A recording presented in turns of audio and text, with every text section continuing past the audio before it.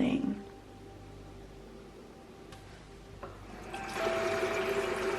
Lately, I've been trying to slow down, even just with small rituals like making tea in the morning have helped me to become a little more present in my day.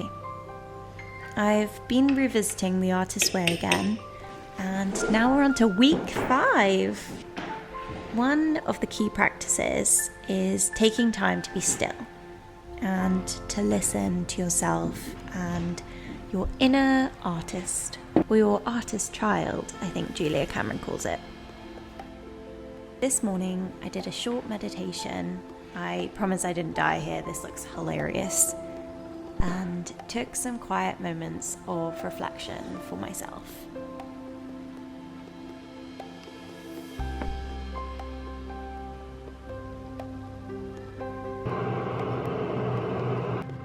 I then went to make myself some coffee with my new cafetiere. Look how fancy this is.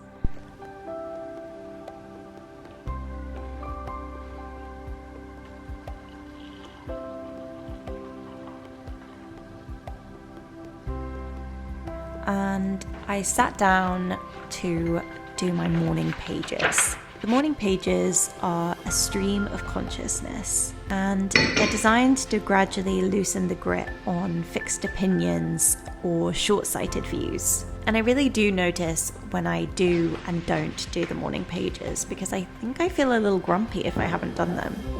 And then afterwards I move gently with some yoga, but I do like to get some sort of exercise in the morning, and I think it helps to let the words that I've just written settle, maybe. I think it's just a nice way to begin your morning slowly and softly.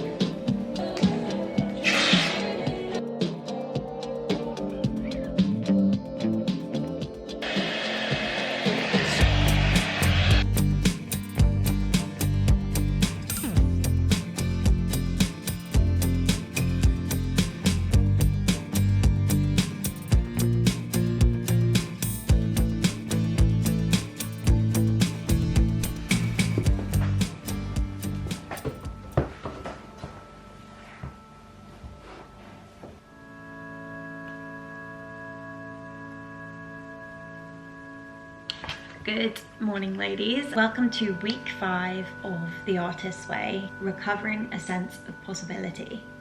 This week, you're being asked to examine your payoffs in remaining stuck. You will explore how you curtail your own possibilities by placing limits on the good you can receive. You will examine the cost of settling for appearing good instead of being authentic. You may find yourself thinking about radical changes, no longer ruling out your growth by making others the cause of your constriction.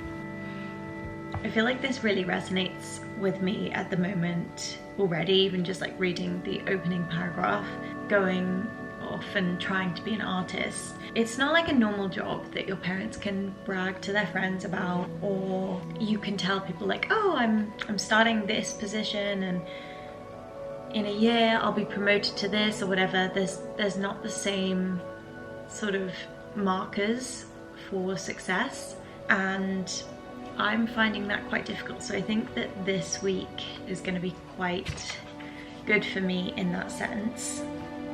I think also my artist date for this week, I'm really keen to do something really lovely for that.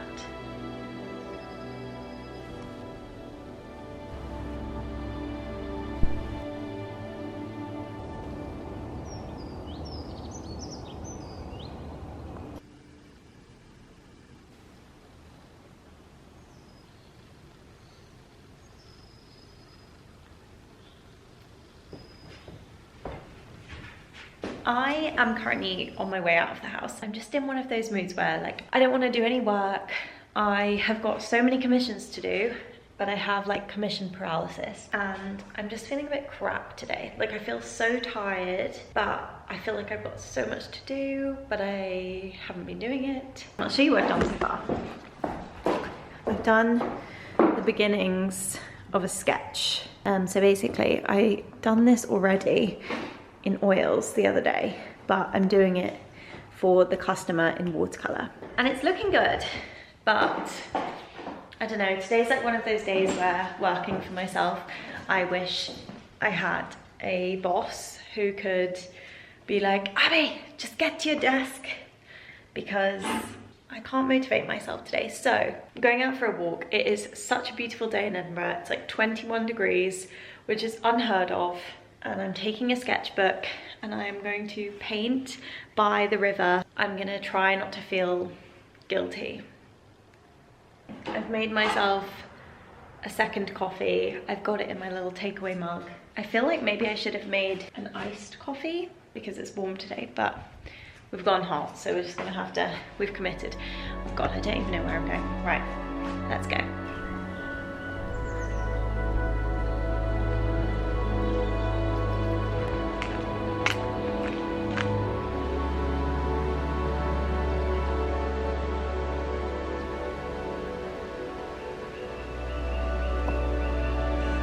This week, I gave myself permission to play. When I packed up my paints and headed to the river, I didn't have a plan, but I think a quiet curiosity. I didn't go to make anything good or worthwhile. I simply went to listen to myself and to the water and to whatever might bubble up, and I stopped trying to control the outcome, which is new for me. As I painted, I felt so calm and clear, and maybe like I did as a child. Like all the noise in my head had softened and I was just painting to paint. It wasn't about the result, it was really about the doing. The dabbing of the colour, the splash of the water, it was really just the joy of letting go. This was, without a doubt, my favourite artist date so far. And I think it reminded me of why I love making art and why I'm trying to become an artist in the first place. It's because it brings me back to myself and that feeling that I had as a child, that just like complete naive joy. As you saw this morning when I packed up my paints to go, I was feeling really rubbish, heavy and disconnected. And I think I was feeling a bit weighed down by the commissions and the obligation of all of that. But even then, as the Artist Way says, even on our worst days, a small positive voice says, you can still do this, or it might be fun to do that. And that voice is your artist child. And I think it gently nudged me outside to create, to play and to feel, which was lovely. Later, back at home, as you see, I kept working on the painting, not out of obligation, but simply out of joy. I held the whole process lightly, remembering Julia Cameron's words. By holding lightly to an attitude of gentle exploration, we can begin to lean into creative expansion. That's exactly what this felt like. Gentle expansion, a tiny celebration of play for its own sake.